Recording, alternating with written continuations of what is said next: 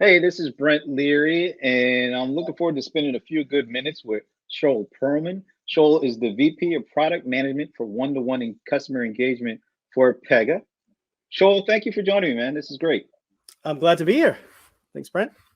So we're going to spend the next few good minutes, I guess I ought to put it like that, kind of talking about things like customer engagement, what's going on with customers, how should we be thinking about engagement coming out of this pandemic and going into a new year. But before we do that, why don't you give us a little bit about yourself? Absolutely. So I'm really a coder, really from the time I was a little kid. That's sort of like, at the core of what I've been, an engineer. I started my professional career working in network management software. So like listening to high speed events and aggregating them, figuring out, what's up, what's down. And the company that I was working for got acquired by IBM. And so when I was in IBM, I got to do lots of different things. And that sort of morphed into an area that we called smarter cities. And so smarter cities was where I learned about data science and optimization. So we did a lot of stuff like optimizing water usage and traffic and things like that. And that's where I really got this love for what I've been calling applied data science. It's kind of taking the data science. I'm not a card-carrying data scientist, but I got this love for applying math to real-world problems, and really seeing the impact that it could have. And so I switched into the marketing and e-commerce space, and even there were a lot of really interesting problems about using data science to predict when stock levels in a certain warehouse are going to be nearly depleted and shipped from a different warehouse. And I just found that fascinating.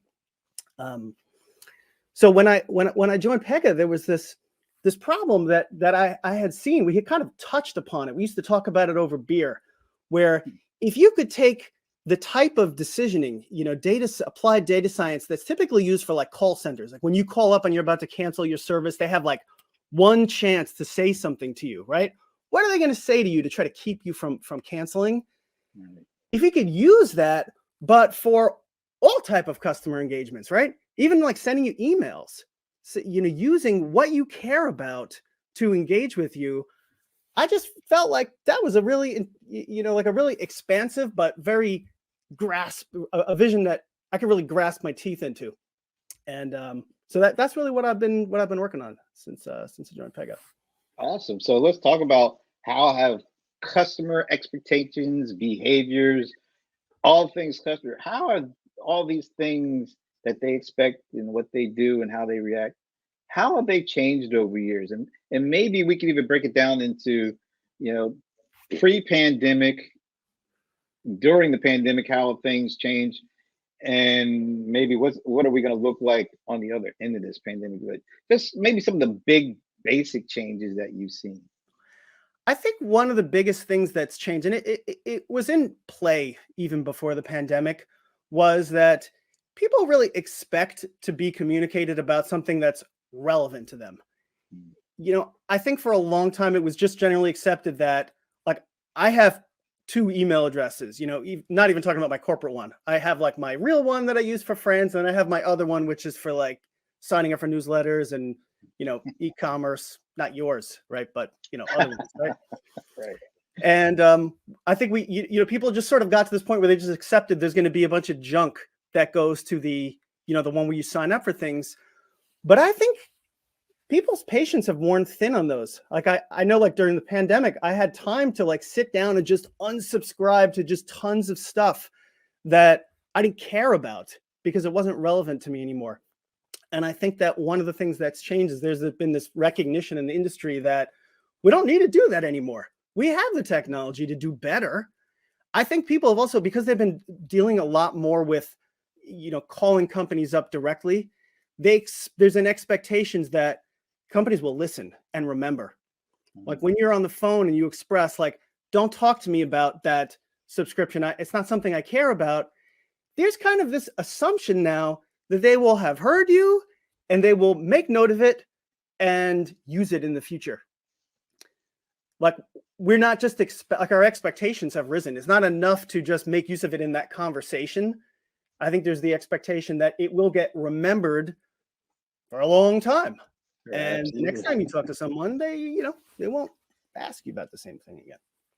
Well, they don't want to feel like, you're just playing at being interested, right? They're not just you talking and expecting you just to shake your head and then nothing happens, right? They're looking Yeah.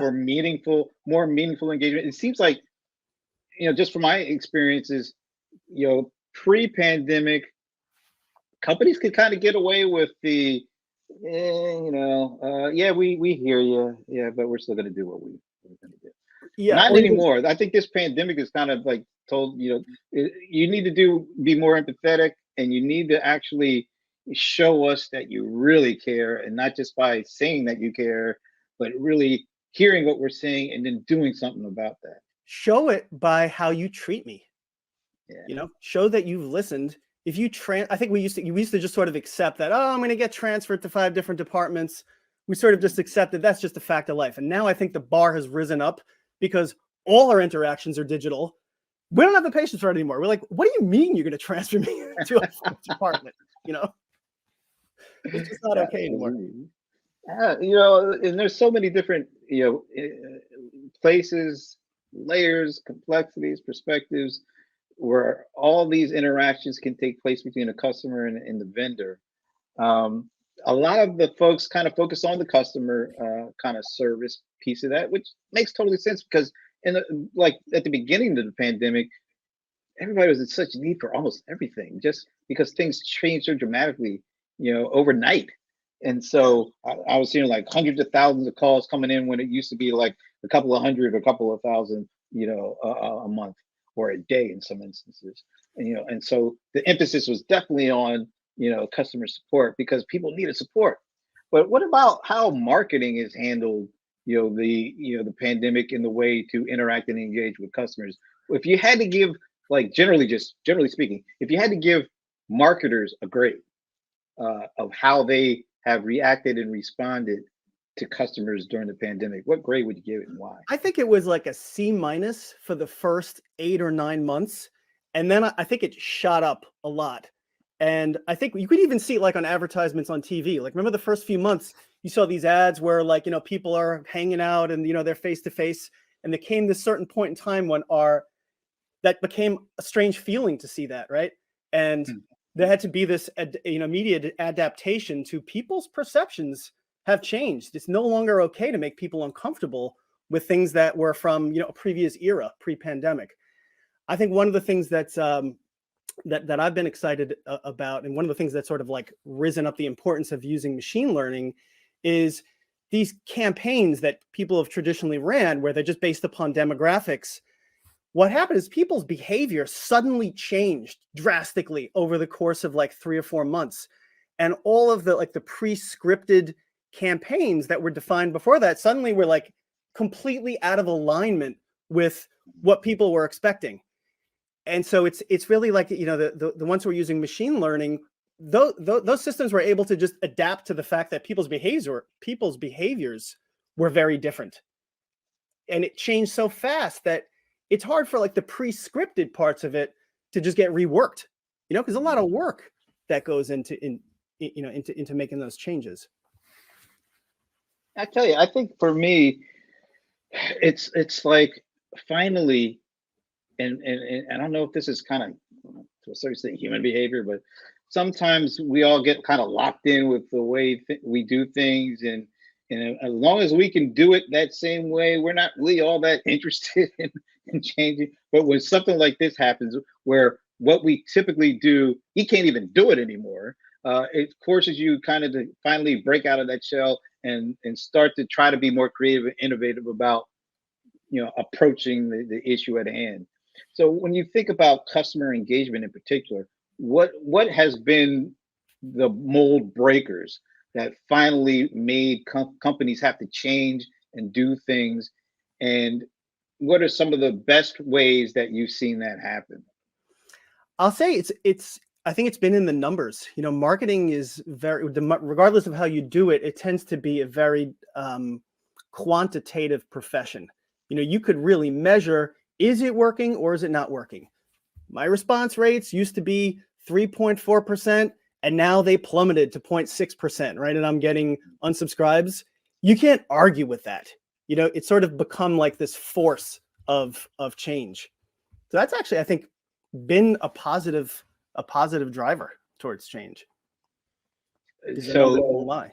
Yeah, the numbers don't lie, of course, but it feels like, once you have the numbers, are people ready to do what it takes to make a difference and not just change the numbers, but change kind of what goes on behind the numbers? Because, for example, call centers, I think one of the main metrics for call centers was, handle rates. How long are we on the phone with them before we are able to get off? Which, you understand why that became a thing, as you were trying to handle more and more issues, and you're trying to be as efficient as possible. But in certain instances, I can't remember what report I saw this in, but I saw this like a staggering number, like upwards of 40% of people during the pandemic were calling call centers just to hear another human. Mm-hmm. I mean, it felt, and then in certain instances where sometimes being able to hold that engagement it might not have kind of been the efficient thing to do, but from a relationship building standpoint, it could have been the best thing to do. Are you seeing companies starting to change, the metrics behind how they measure success from a call center perspective? Absolutely. It's becoming a lot more about empathy. So obviously, there are metrics we can use to measure this. Usually, the typical one is NPS, right? The promoter score. And that's, one of the interesting things is we have this ability to kind of balance two numbers together. We have the needs of the business and the needs of the customer. So the needs of the customer, you can measure through something that we calculate called propensity. What is your propensity to say yes to signing up for paperless billing if we were to offer it to you right now, right? You might have a very high propensity, so we might say yes. The business might have a really strong need to want to push a certain product on you. We have to close it. It's refinancing because rates are really low, and we've committed that we're going to close this number of refinances, right? So the business might have a strong need to kind of make a certain number, but what we're seeing is, there's a dial, and we're seeing companies want to dial much towards the empathetic side, not emphasizing so much the needs of the business, but emphasizing much more the cares of their customers, because otherwise you lose them. Do you see that as a trend, something that's long term, or is it something, well, we're in the midst of this big thing and we're trying to hold on to our customers and we're just trying to do what we need to do? I think it's okay, good. I have the cynical kind of side of me, but explain why you think it's a long-term trend. I think it's a good trend. I would love to hear why you think it's a trend. I think it's just people's tolerance for anything less than that has just gone way down. I think another thing that's changed is because we've all had to deal with companies, remotely, even if it was like our local bank and we could have gone in, we don't anymore, right? So suddenly there isn't really that connection to like who's in my neighborhood. You know what I mean? It's much more about what's the best service that I can get. I don't care where it is because I'm going to deal with them digitally anyway. And it only takes like one wrong move to say, all right, I'm done with this company. I went through this myself. I had a bad experience and I said, I'm never dealing with them again. I don't need somebody who's local to me. I just need someone who's going to treat me right. Yeah. What about in terms of the efforts around digital transformation? Before, it felt like to me, kind of generally speaking, that they weren't really talking about transforming as much as they were talking about transitioning or translating what they do now into a more efficient, using technology to do the same thing, but just maybe more efficiently, to a real transformation, which means, all right, what do we need to do? And it doesn't necessarily mean that we have to stay in between the lines that we built 10, 20 years ago. Are you seeing that now? So I see a lot more openness from the business. Usually, there's like the tech side and there's the, the quote business side. They have different roles and title names, but there's usually like some two sets of people, right, in every company. And I think in the past, we still see some of this. There are like these tech-led transformations. Oh, we're paying these licenses to this vendor and we have to stop paying it by this certain date. And so we have to buy a new system, but I don't want to bother the business people. Leave them alone. Let their world stay exactly as it was. And we're just going to sort of switch out this tech for this other tech. And I think we've traditionally got a lot of pushback when we've said like, hey, there's a better way to do this. Like, for example, and it's a marketing system, rather than just doing the exact same campaigns that you were doing before, this, statically defined journeys, let's say, replacing with new tech. We now say, hey, there's a better way to do it. Balance propensity versus the needs of the business, and figure out what is the best thing I can say to somebody at any given point in time. I think previously we had a lot more pushback on that. Now we're seeing the business say, hey, tell me how that works. I might be willing to do that. And even if it means I have to change the way I work, because usually, there's some other force going on where they were talking about doing something like that anyway. And now they hear about a better way to do it and they say, oh, I'm actually open to hearing about that. You mentioned the way we work, the way people work. How is that in the midst of what we're going on with now, where a lot of people are at home, they're working via, these kinds of tools using video conferencing or collaboration. But how has the way that we work changed customer engagement?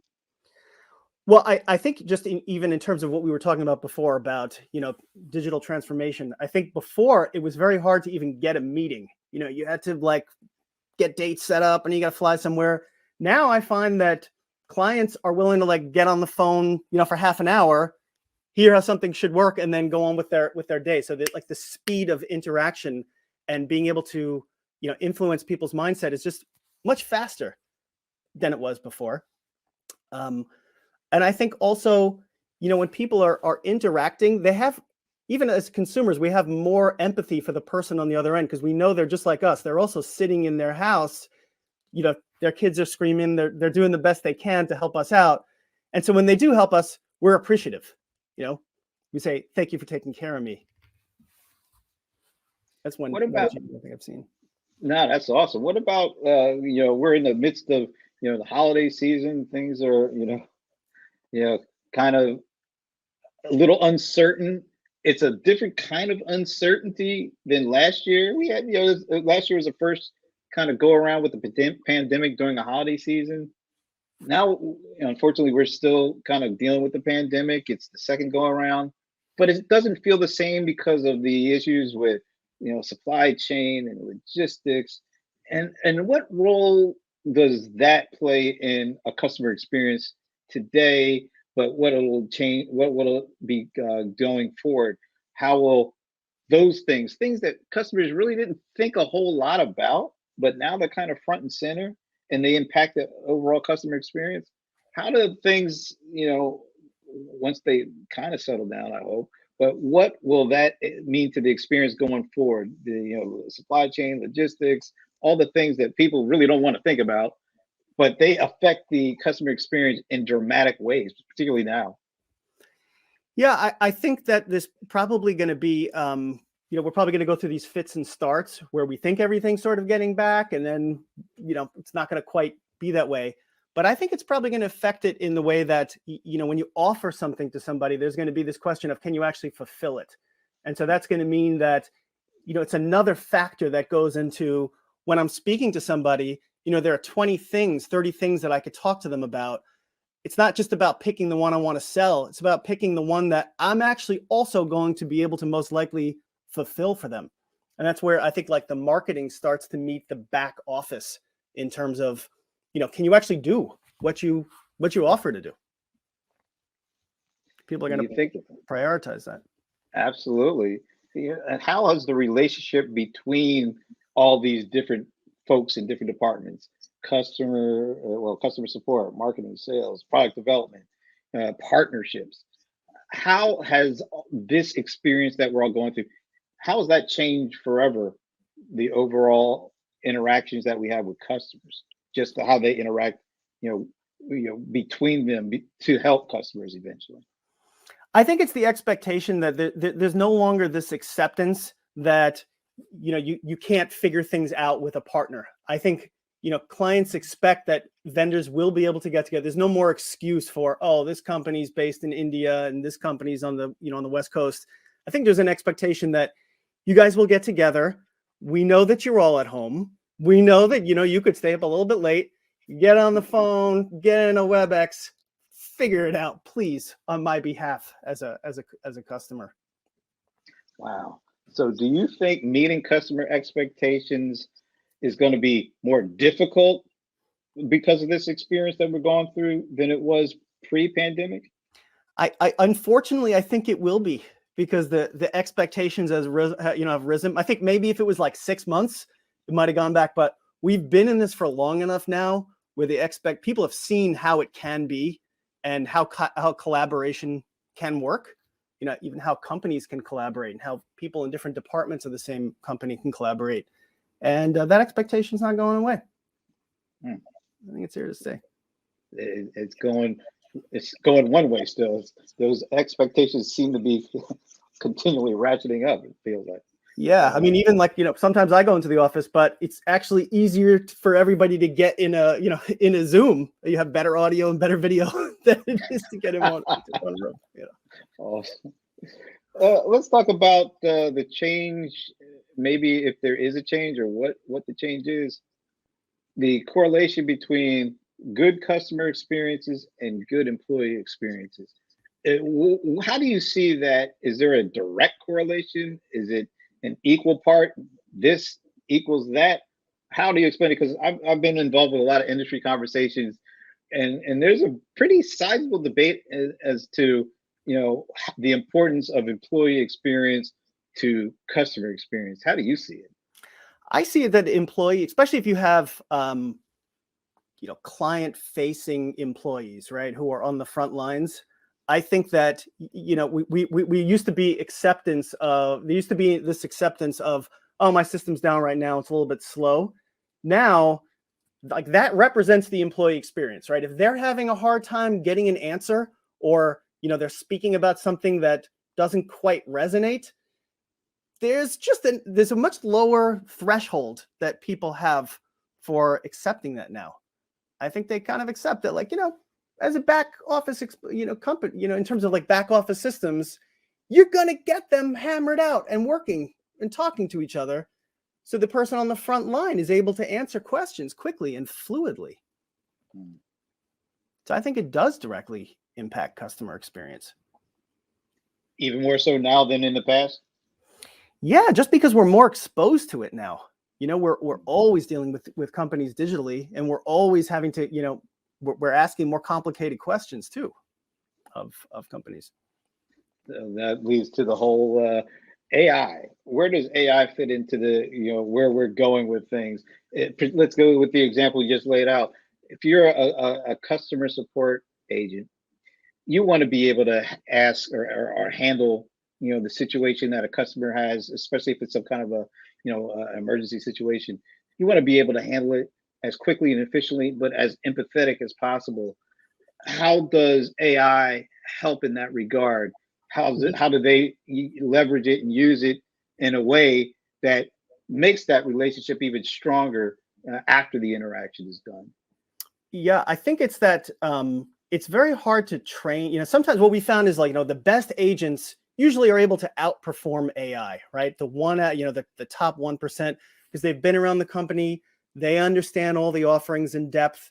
They were able to sort of read cues, like keywords that the customer has said. But that's sort of like the very, very top tier. Once you start going to the masses, right? You have thousands of agents and thousands of web interactions also, where there is no agent, where customers are just interacting directly with the brand. You can't do that through humans. You have to have AI making those decisions. I think one thing that I've certainly seen change, even just over the course of the 18 months, is this understanding that it's not just about like letting the AI run rampant and like randomly make decisions. Like if you have 1,000 monkeys and you let them type on 1,000 typewriters, someone's going to come up with Shakespeare. We've all recognized that that's not what AI is about. Still requires humans to carefully craft, like, what would make sense in a given situation. If I just got a credit card mailed to me and you're going to show me something about, hey, spend $20,000 and get this bonus, that's a silly thing to say to me right now because I haven't even activated the card, right?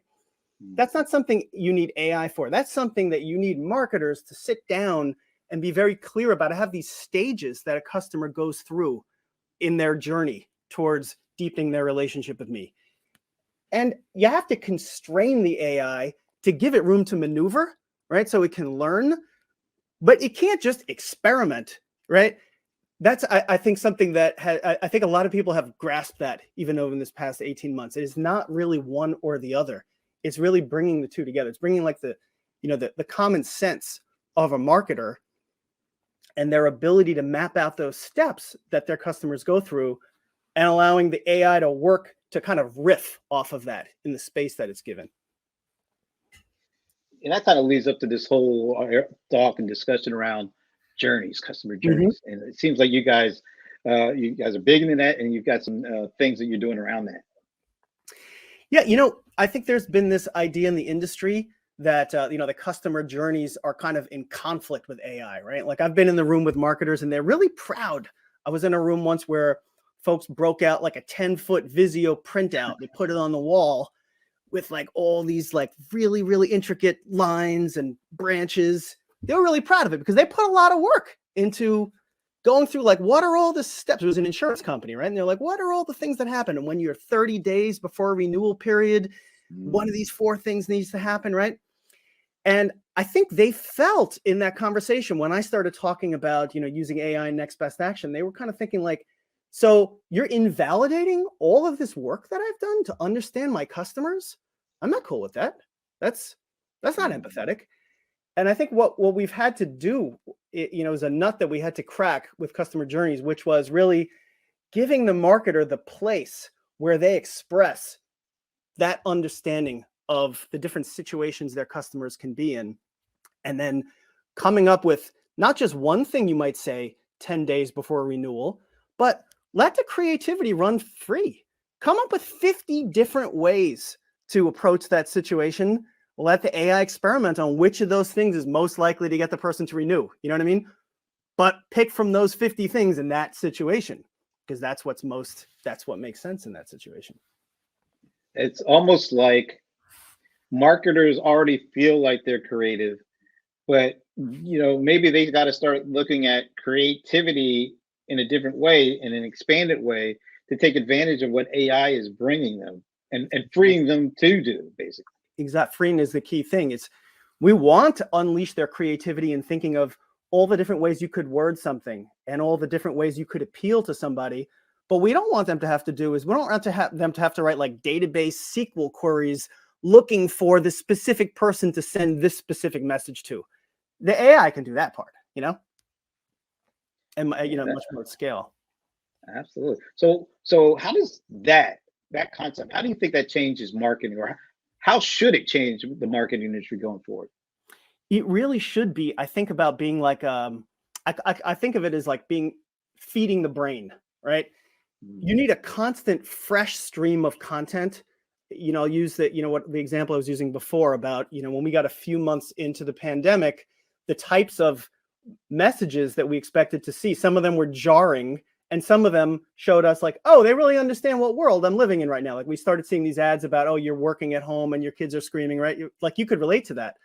So we really want marketers to be able to like read the moment and spend their time generating that content, that human content that appeals to people. Get that into the system and let the AI start warming up and trying it out. That's what I think the biggest change. But the other thing that I see is there's still measurements. Like we were talking about, the numbers don't lie. Right. You might be a marketer who's accountable for generating 5,000 refinance leads, right? And you're still held accountable for that. So I think there still is a part of it about making it easy to measure that they're still able to meet their goals that they're held to. And sometimes those might conflict with what is this particular customer most interested in. And I think it's embracing that tension and having a way of being able to serve both needs, the measurement while still being empathetic. That's where I think things are going. Oh, that's awesome. And I feel like it's also maybe partially going to be solved by a newer generation of marketers who are going to be coming in, kind of with these inherent traits and skill sets to do what you're just talking about there. Yeah. I think that it's definitely, I won't I won't sugarcoat it. I'll say it's still a hard transformation because, we're dealing with an industry that has been working a certain way for 30, 40 years, even going back to the direct marketing, right? Sending out postcards. We still get those.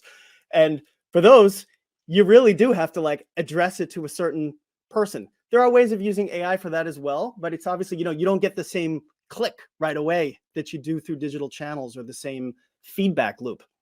It's that feedback loop that I think is very possible right now. We're getting that stream of data.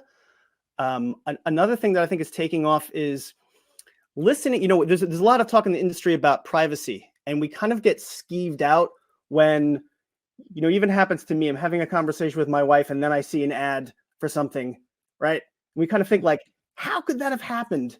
What iPads in the room are listening to my conversation, right? I'm always paranoid about that. So that's a little weird. But I think there's a whole lot that we share with brands when we're talking to them that they can use. Just interacting with a website, clicking on things, those clicks, that's gold right there. How people navigate through your site, that's something that I think every brand, there's a rush now to like listen to that data and make use of it in these decision making, in this decision making. I think that's what the crop of marketers who are growing up right now, I think they sort of get that, and they get that also it's a difficult technical challenge, but we definitely have the technology now to do it. Awesome. Hey, so one more question. Peer out, use your crystal ball, peer out into the future, maybe 2 to 5 years out. And then I know this is maybe a little too broad a question, but what is customer engagement going to be looking like? You maybe just give us a couple of ideas how it may be different than it is today. I think it's going to be much more in the moment. So I think it's not going to be intruding on you, but it's going to be really listening to like what your needs are, anticipating your needs, and getting in front of that. And I think the days we're still sort of like living through the days of what things used to be like with marketing. We still get tons of junk. I think that's pretty much all going to go away, over the next 3 to 5 years. I think there's also going to be a lot more of voice technology. So making use of our intonations and our sentiment. So, right now we've been on calls and, if you get angry, you get transferred to a different person, right? But I think that, technology that is able to listen to those conversations, even assist people. Like when you say something, you don't have to spell it out. It will just assist the customer service person to take what you've said and weave it into the discussion. So I think there'll be like a lot of voice assisted AI that's going to become commonplace. Awesome. I am all for the day when marketers, as well as everybody else, can literally hold a conversation with their application instead of having to type and click and swipe and things that really don't come natural to us. We have to learn those things to talk to computers. What if we could just use our own language and have full-blown conversations? Because I think more people would use these systems and we get more out of these systems as well. Yeah, and people wouldn't say, "Human, I'm done with this bot." Right. Awesome. Hey, Shoel, this has been a great conversation. Is there any place on the Pega site that maybe people can go and learn more about some of the things that we discussed? Yeah, go check out Customer Decision Hub. There's a great white paper called "Crossing the Chasm" that is really talks about this transition of how things used to be towards how what's possible now, and kind of the friction that there still is, but how some of the the leaders in the industry have gotten past it. It's some interesting stuff. I really enjoy it. Awesome. Shoel, this has been a great conversation. Thanks for taking time to do this. You're welcome. Glad I was able to make it.